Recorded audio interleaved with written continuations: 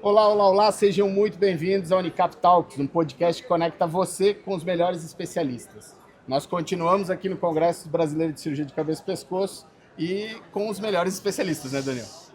E isso nunca foi tão forte, né? Tão verdadeiro. A gente está aproveitando que está aqui com os melhores especialistas em cabeça e pescoço e a gente está puxando eles e agora a gente teve uma oportunidade enorme de chamar talvez um dos cirurgiões de cabeça e pescoço mais conhecidos e com maior nome no país. Que começa a citar um monte de nome em inglês e a gente não conhece ninguém, né? Que a gente não conhece ninguém, né?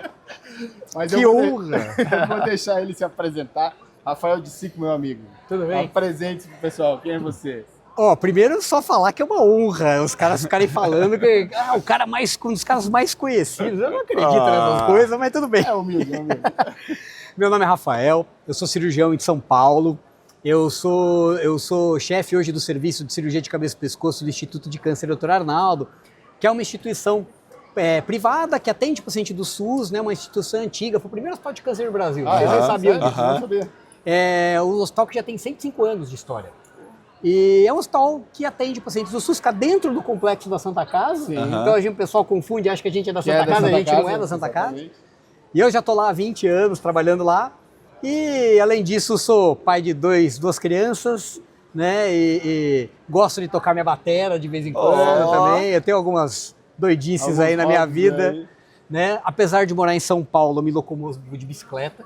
Isso é verdade. Coisa boa, hein? Volta e meia no Instagram, tá de Coisa bike. boa. Coisas diferentes, né? Verdade. Estamos aí, né? Trabalhando. E eu gosto muito dessa parte acadêmica também, né? Então, Mas isso é uma coisa que a gente vê no médico, né? Então todo mundo que vem aqui, os nossos amigos, assim, muitos tocam bateria, tocam violão. Hoje a gente conversou com o André Bandieira, ele toca violão.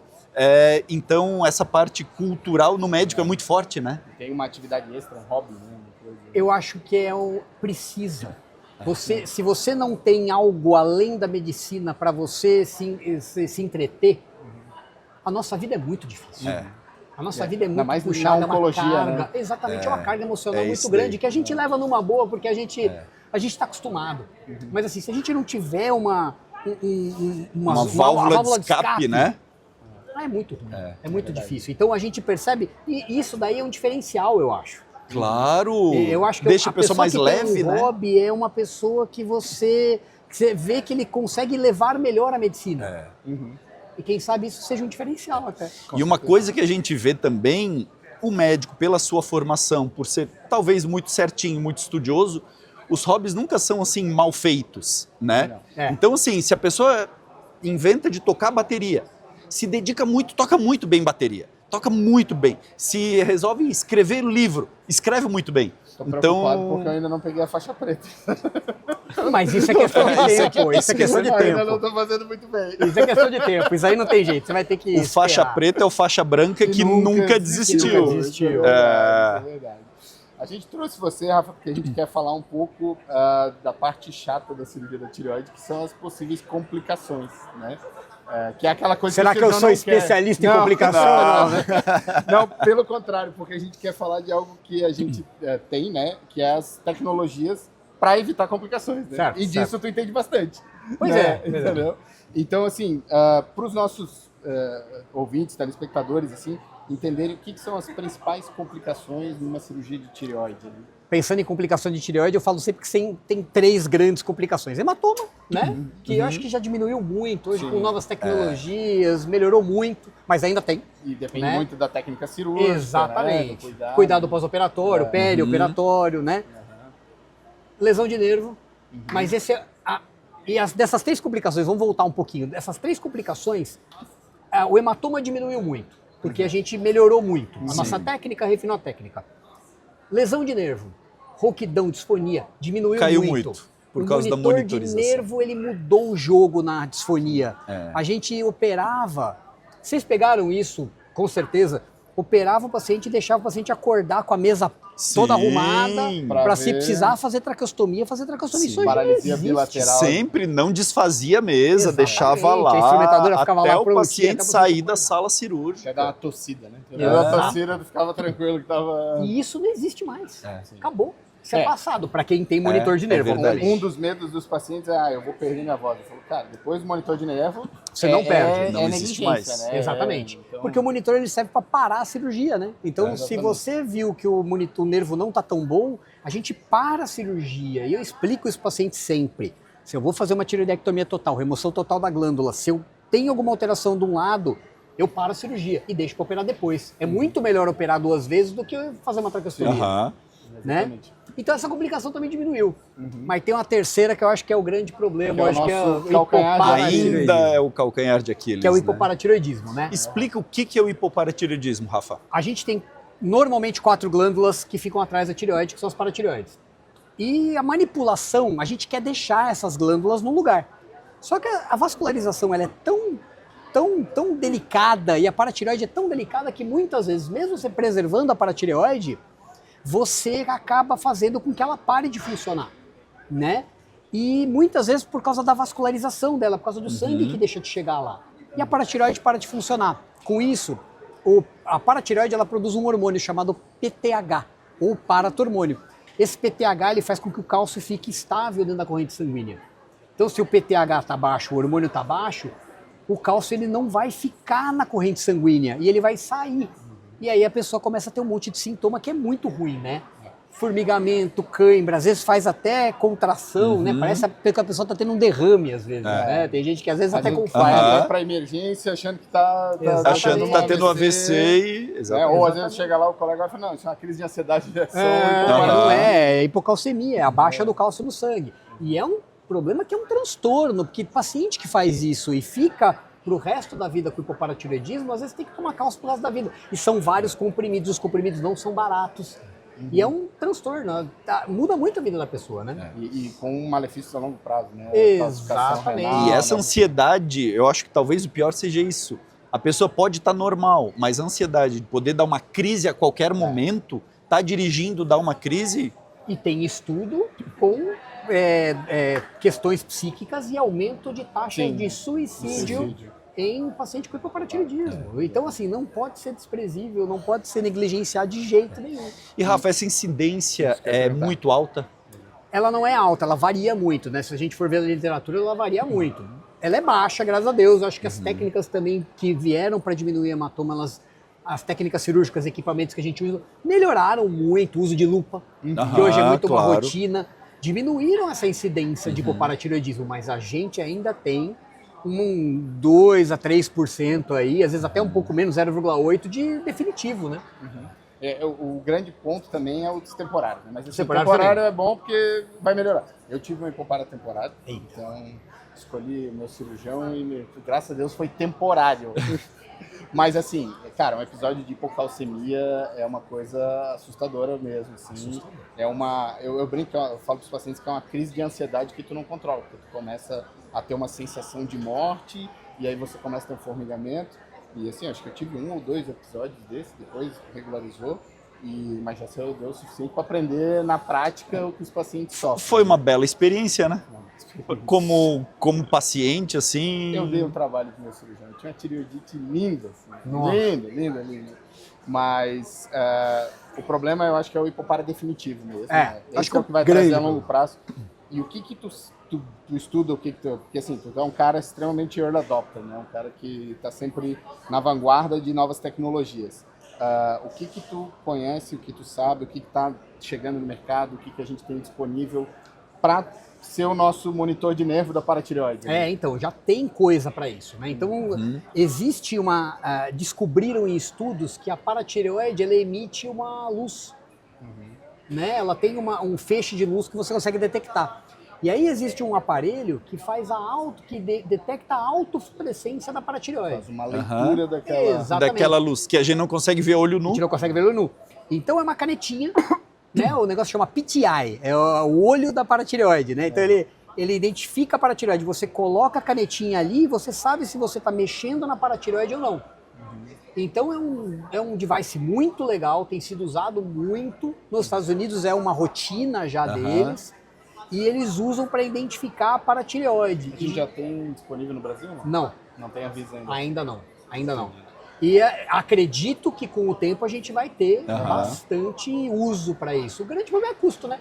Sim, porque as canetas elas são ainda de uso único, você vai ter que descartar e o custo é mais alto, Anvisa, até chegar, né? Mas assim, isso em tecnologia é uma questão de tempo, né? Porque quando a gente começou a usar monitorização... Monitor, tesoura, pinça de energia... Vinha o técnico de São Paulo trazer o monitor para Floripa, para cirurgia, era uma coisa extremamente cara. O custo era caríssimo. Hoje é algo que massificou e a gente tem em toda a cirurgia. Então, é uma questão de tempo para adoção, né?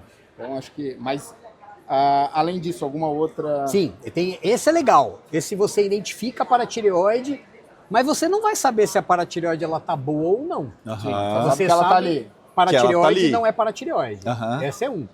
Existe um exame que a gente pode fazer no intraoperatório, que é o que eles chamam de ICD, né? Que é o verde de indocianina. Que é nada mais do que um corante que você coloca na veia e ele vai, com uma câmera especial que você coloca no ato da cirurgia, você vai identificar a vascularização da paratireoide. Então você faz quando você tá para mexer na paratireoide, e olha, não sei se vocês já tiveram a oportunidade de ver isso.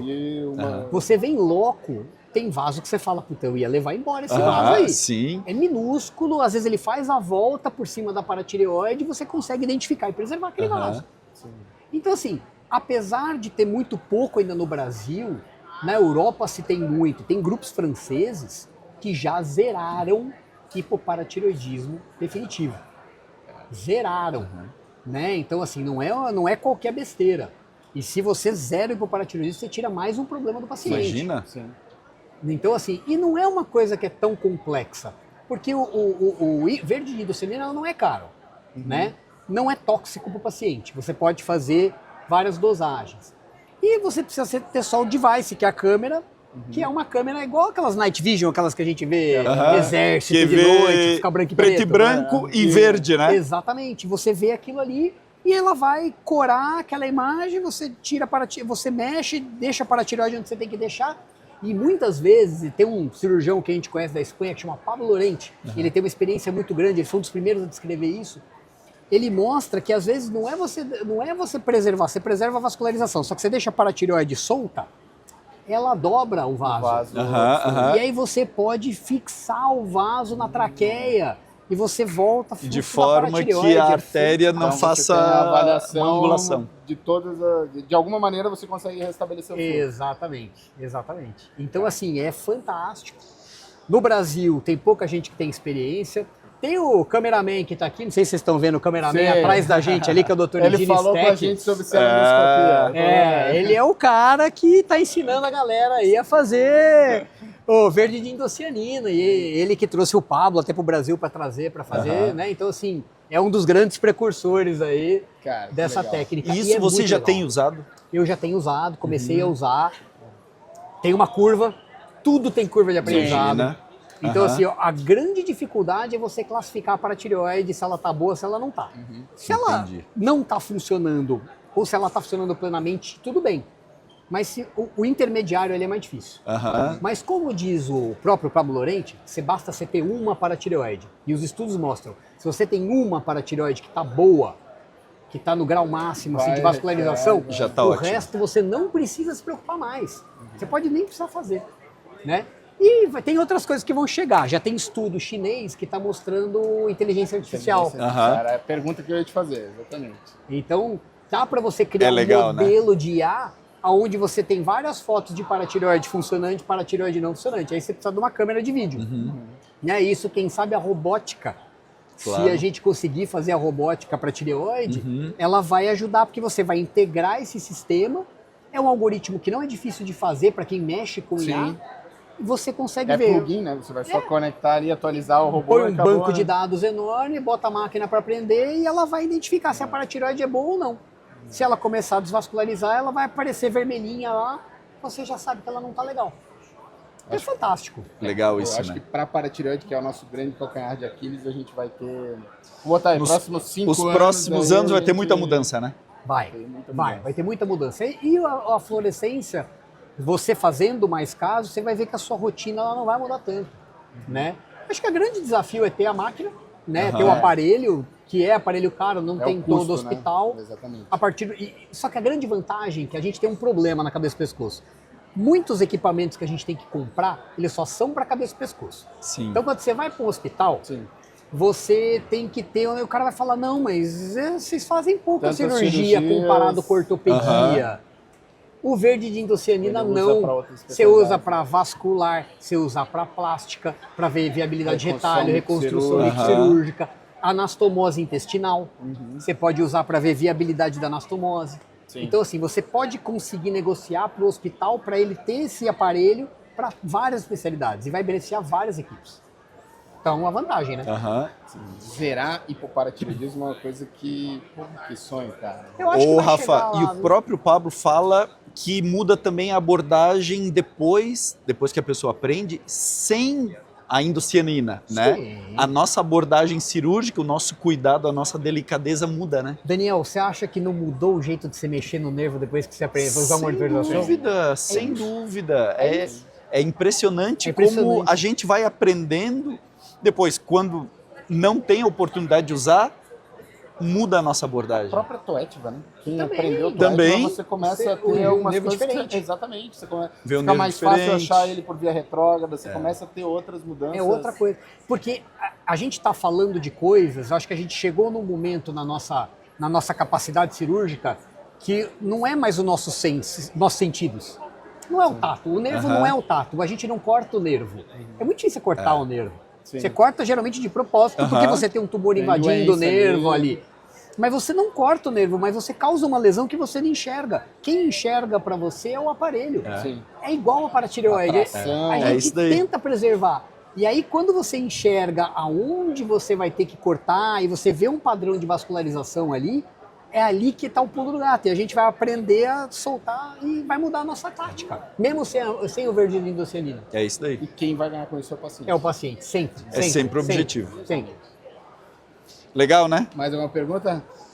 Por enquanto não. Só de bateria. Pô, e olha, eu vou ficar devendo nessa que... Pois é, tem que marcar um showzinho. Próximo stand nosso, a gente põe A gente vai botar uma bateria?